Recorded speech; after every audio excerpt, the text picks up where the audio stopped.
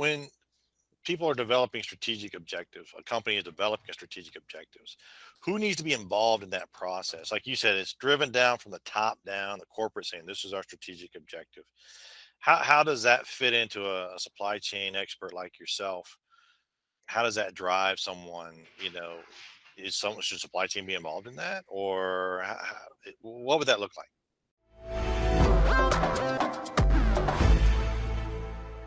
Yeah. So one of the things that I heard from you, Dr. Ryan, it's a really good part of it is the saying that you would say, supporting, not supported function.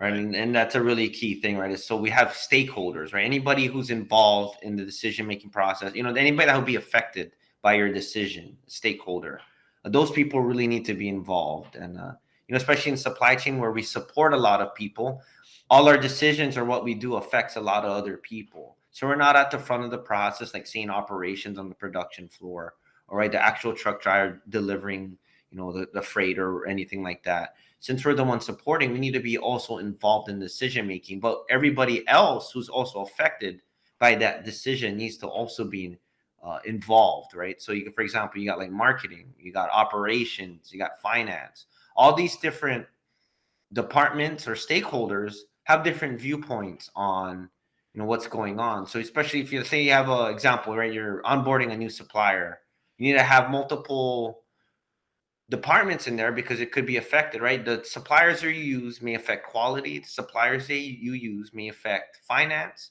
right? Be more expensive. That supplier you use may affect operations, right? And so having all these key people and a collaborative kind of approach, especially for making plans, is definitely the best way to go.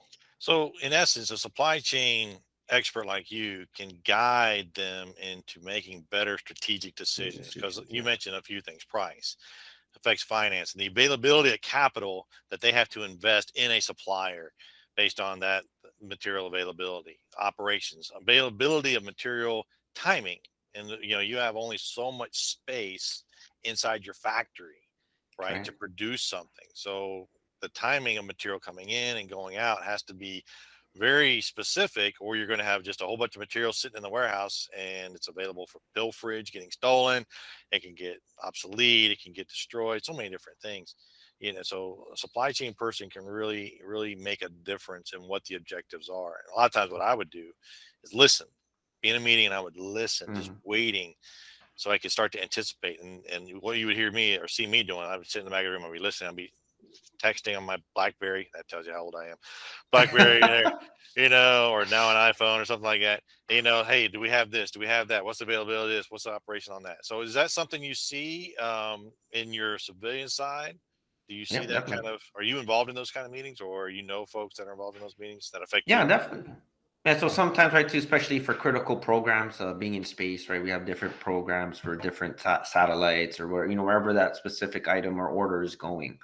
And we do have, multi-collaborative, or we have collaborative meetings with, for example, like the program managers, we have engineers, quality, supply chain, and we just have meetings and we go over different things, right? What are the strategic objectives of this particular program, and what can each different function, right? Going back to the rowing of the boat, what does each person need to do in order to make that happen,